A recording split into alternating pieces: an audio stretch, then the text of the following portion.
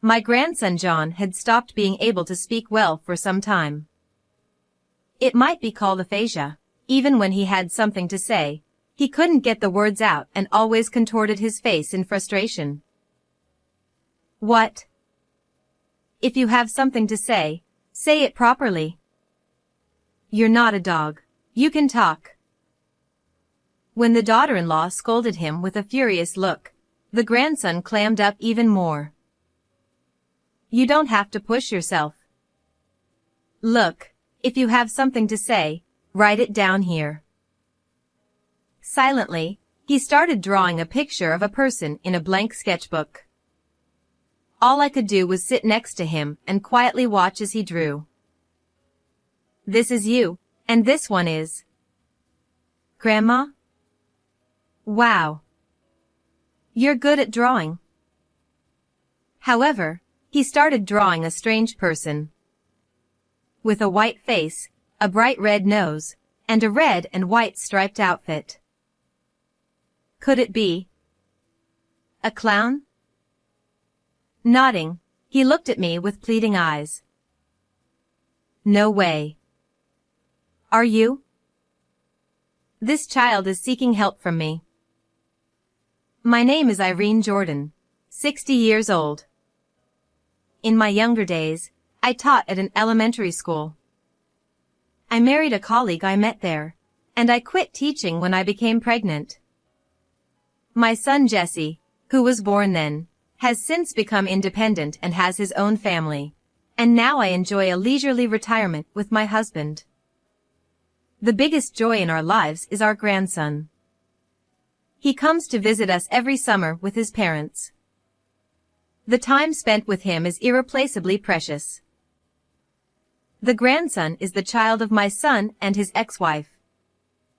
After their divorce, my son took custody of him. Soon after, my son remarried, and they had a second child. Annie is a really good wife. She doesn't chatter pointlessly when I come home tired from work, and she never makes unnecessary expenses. She's efficient in every way. Unlike my ex, who was terrible. She always came to me with John issues and bought unnecessary things for the child. That's how my son often compared his ex-wife and Annie. He has always liked the word efficient. He was an excellent student and has been successful at work, but he considers anything that doesn't benefit him, even if it's important to his child, unnecessary. He has never bought a present for Christmas or the grandson's birthday, saying it would be a waste of money. Before my grandson started elementary school, the design of the gym clothes was changed. The parents decided to unify everyone with the new design, but Annie said it was enough to use the hand-me-downs from a friend's child, so the grandson had to wear the old gym clothes. My grandson wanted the same gym clothes as everyone else, but Annie stuck to her decision. My son admired her attitude from the bottom of his heart. Annie's right. Elementary school is just a few years. We can't spend money on such things. To them, most of the expenses for my grandson seemed like unnecessary expenditures. This summer, my grandson came to visit with his parents again. Since my son remarried, I've been worried about the relationship between my grandson and Annie. My grandson seemed isolated within the family. When he watched TV in the living room, Annie would shout at him to turn it off, even if it wasn't loud. Yet, when her own son Damon played loud music on my son's tablet, she would sing along without a care. I could understand her wanting to cherish her own son more than my grandson. But I couldn't help but feel the unfair difference in how she treated them. I hope she'll also give proper attention to him. I had repeatedly urged my son to have Annie change her attitude, but he always laughed it off. He's an older brother now. He can take care of himself. He never seemed to care about his own son. After the long rainy season, it was sunny every day. My grandson, carrying a bug net and cage, went outside, followed by his 2-year-old brother, who stumbled and fell. My grandson hurried back to help him up, and his brother, without crying, smiled and grabbed his hand. He's become such a good big brother. I watched the scene with a smile, but Annie's angry voice shattered the peaceful moment. Let go of his hand. What are you doing to Damon? She scolded my grandson while brushing the dirt off Damon's pants. Annie. There's no need to be so angry, is there? I tried to calm her down. Kids should play outside and get their clothes dirty. It helps them grow. My son came over and looked down at me coldly. This is a family matter. Stay out of it, Mom. Did you get your clothes dirty again? Washing them costs money, you know. We'll have to charge you for it later. It's exaggerated. Being too strict on children is unfair. Look, he's so scared. My grandson was intimidated by his parents and apologized. My grandson had stopped being able to speak well for some time. It might be called aphasia. Even when he had something to say, he couldn't get the words out and always contorted his face in frustration. What? If you have something to say it properly. You're not a dog. You can talk. When Annie scolded him with a furious look, he clammed up even more. You don't have to push yourself. Look, if you have something to say, write it down here. I handed him paper and a pencil. Writing down his thoughts allowed him to communicate when he couldn't speak. But lately, he would throw the pencil away, avoiding even writing when they were around. His speech problems began shortly after my son remarried. What's wrong? He was so cheerful and talkative when he was little. It's because you spoiled him too much. If he can't talk properly by now, he won't be useful in society. He laughed, blaming me for his speech issues. Actually, I've been thinking. I voiced my concern about my grandson. Maybe he should be examined by a specialist. Do you know how much that would cost? I won't spend a cent on that. Yes.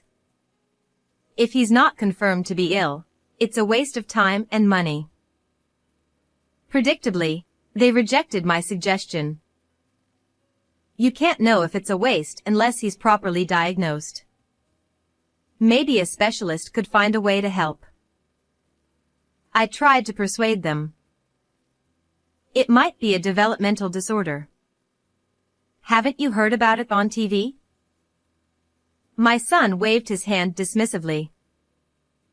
It's useless. This kid has always been useless. Taking him to the hospital won't change anything. He turned to my grandson. Hey, even Damon is starting to talk. Learn from your brother and speak properly.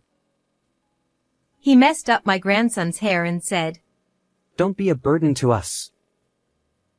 My son and daughter-in-law didn't understand my concerns.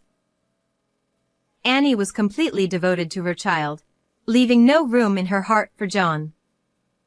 When John approached the baby with a smile, Don't touch him with your dirty hands. Go away.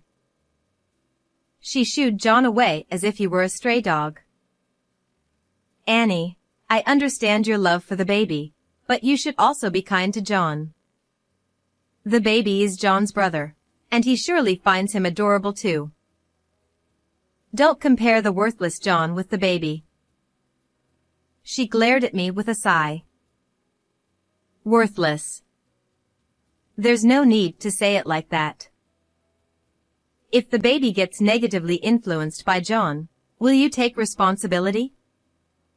If this child's future is ruined, it will be because of John and you. Stop interfering with my parenting. Also, ask my permission before you speak to the baby. I chuckled at her exaggerated words, but she replied with a serious expression. I'm not joking. I truly believe your presence has a bad influence on the children. My sadness choked me, and I couldn't say anything in return. If you chat with someone as irresponsible as her, you'll end up a failure like your brother. With that, Annie took the baby and went somewhere. Having listened the whole time, my husband came and gently placed his hand on my shoulder. Annie must have been in a bad mood. Don't take it to heart. John will start speaking up soon. The next day also dawned bright and clear. While hanging the laundry in the garden, I gazed at the cloudless blue sky, feeling a desire to take the children outside. Since it's such nice weather, why don't we go outside to play with a bug net and a bug cage? The cicadas are chirping a lot. I invited the two children who were watching TV in the living room. Absolutely not. What if they get dirty or hurt? If you're going to take someone, take John only. She stopped me with a stern face. A walk should be fine. It's such nice weather. You haven't forgotten our promise, have you? When talking to my baby, go through me first. Taking the baby's hand, she said, let's play in the room with mommy. Giving up on the baby, I turned to John. Then, John, would you like to go for a walk with Grandma? But John shook his head slightly. But it's such nice weather. It feels good to move your body outside. Still, John shook his head and refused my invitation. He got up and brought crayons and a sketchbook from the bedroom. Do you want to draw, John? Wanting to respect John's feelings, I decided not to insist on taking him outside and just watched over him. John, still silent, began drawing people in the blank sketchbook. I felt someone's presence and turned around quickly.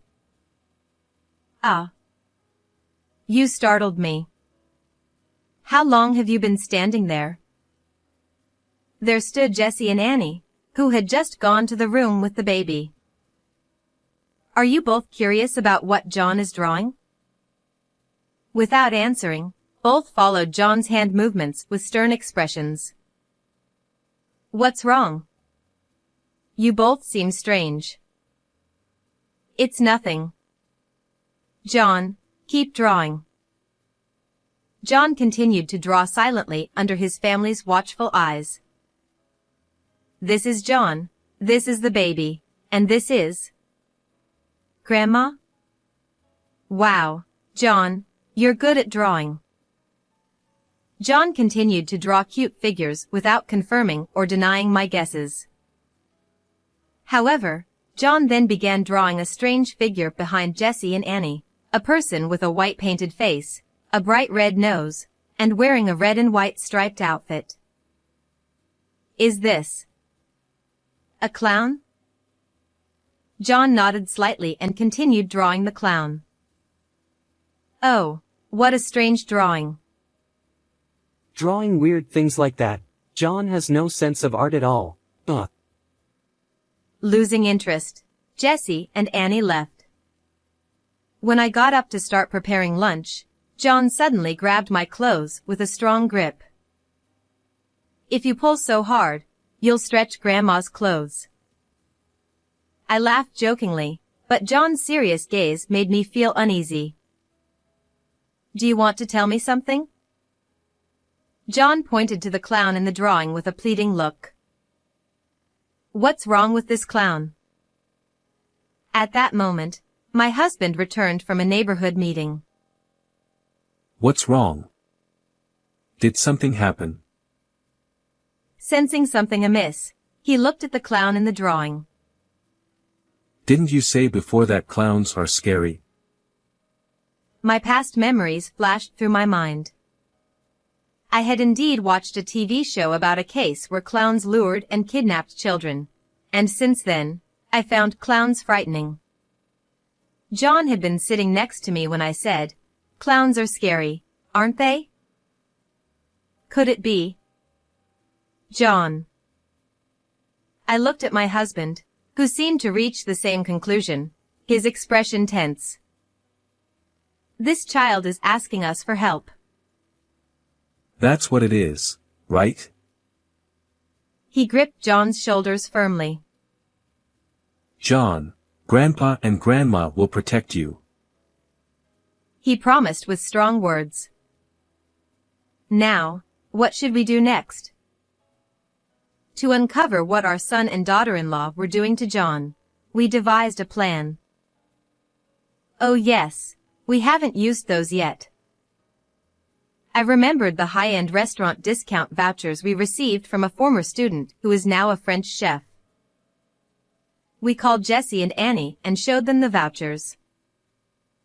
You've hardly gone out since the baby was born, right? How about having a meal together for a change? Jessie, without much suspicion, took the vouchers. Lucky. This saves us money. But I'm worried about the children. She looked at me warily. It's okay. We'll take good care of them. Enjoy a nice meal for a change. But the baby is only 2 years old. I need to be with him.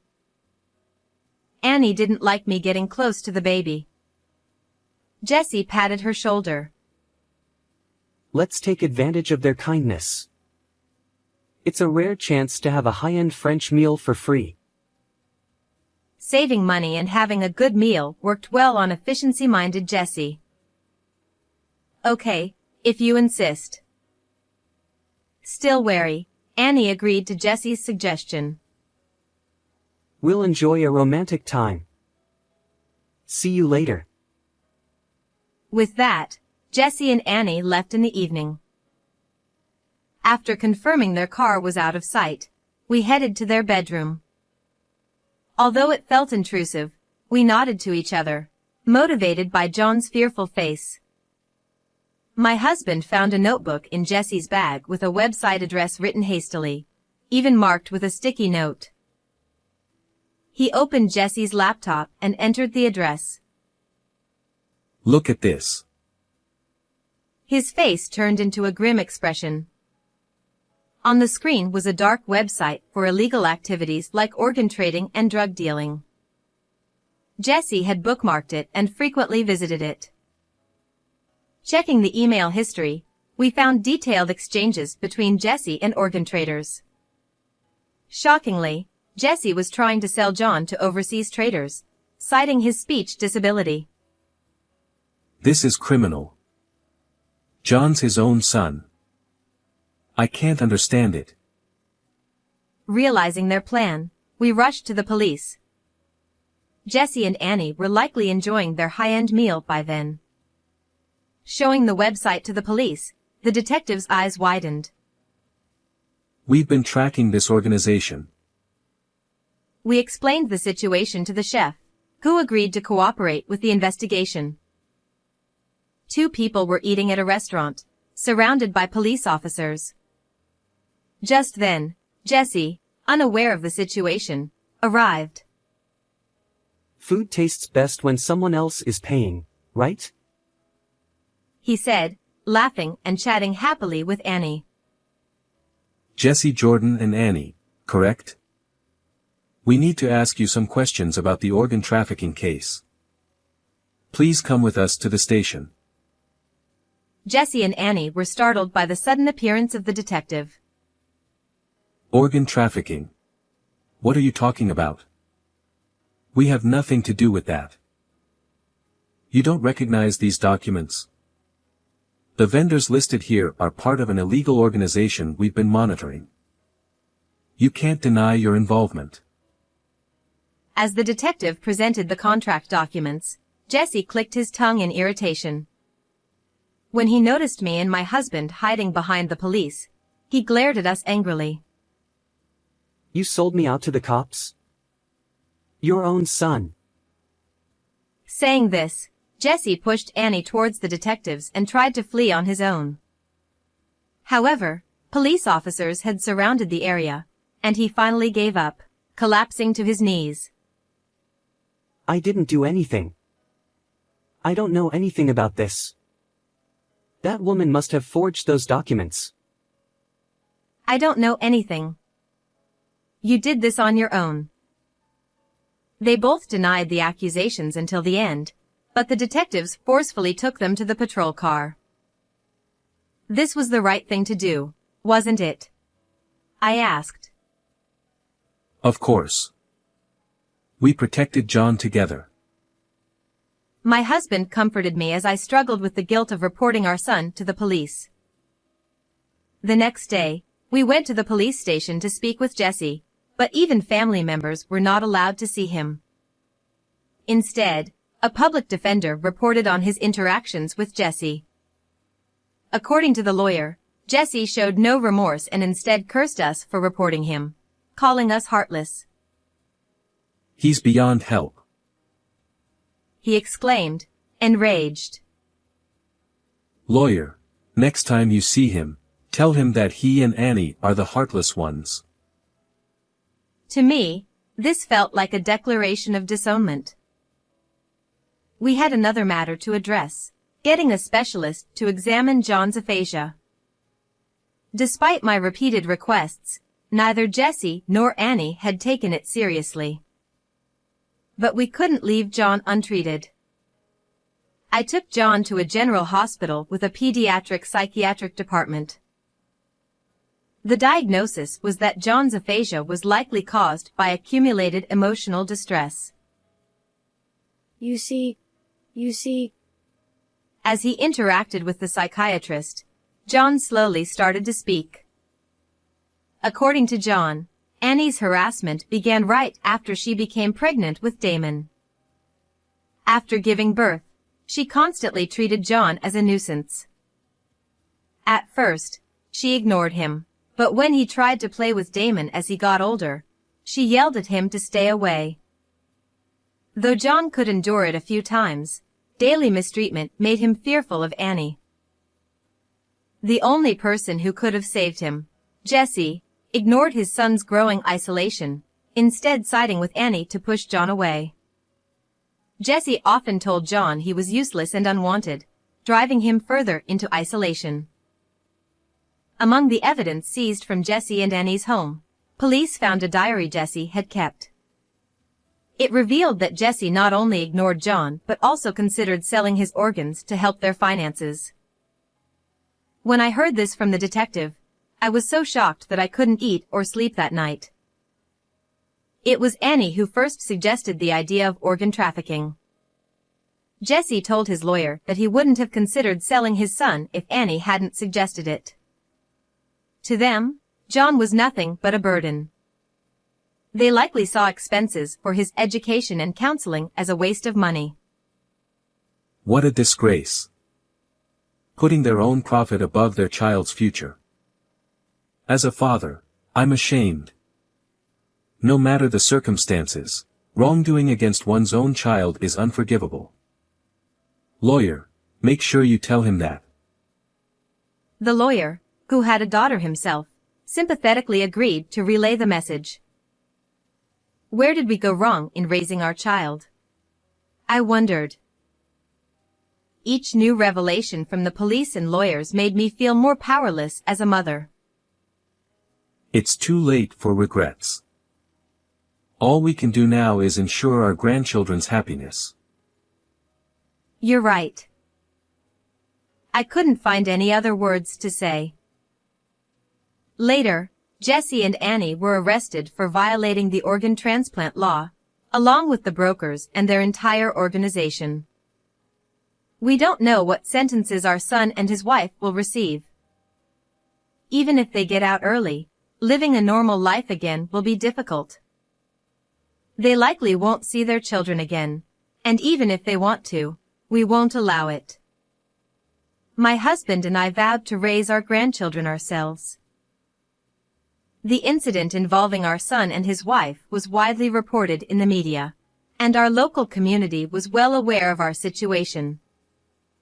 Despite this, no one gossiped about us.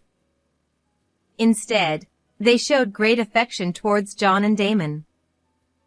An elderly couple next door often brought us vegetables from their garden, saying, "Give these to the kids." They even invited the children to help with the harvest sometimes. Thanks to the community's kindness, John's trauma began to heal, and his aphasia gradually improved. Hey, Damon. I'll catch a big beetle for you today. Wait for me, big brother. I want to come too. During summer vacations, the two would often go play in the woods. Damon, free from Annie's skewed upbringing, grew up to be a kind child, much to our relief. Though I still felt the lingering regret of failing to raise Jessie properly, watching my grandchildren grow gave me and my husband hope. 10 years have passed since then, and John is now a high school student. Human trafficking is still rampant around the world, with many children falling victim to greedy adults. This isn't just a distant issue, it happens right here in the US, close to home. I was lucky to be saved by my grandparents. Now, I want to extend a helping hand to other children. Please, let's not turn a blind eye to this sad reality. Let's fight it together. On weekends, John engages in volunteer activities, researching and writing articles about human trafficking and giving talks at community centers. I had a valuable experience, and I want to use it to save innocent children. I believe it's my mission. He spoke to me with a determined look in his eyes. John aspires to be a journalist and often debates passionately with my husband about news and current events. Grandpa, you need a broader perspective to change the world. Yeah, you're right, you are more knowledgeable and eloquent than I am these days. Meanwhile, I started a children's cafeteria with help from my community. Inspired by John's fight to protect children's futures, I felt compelled to do something for them too. We not only provide meals for kids after school but also help them with their studies, utilizing my experience as a teacher. Thanks again, ma'am. See you next time. Watching the children leave with bright smiles, I silently prayed for their continued happiness. How did you find today's story? Don't forget to subscribe to our channel. See you in the next video.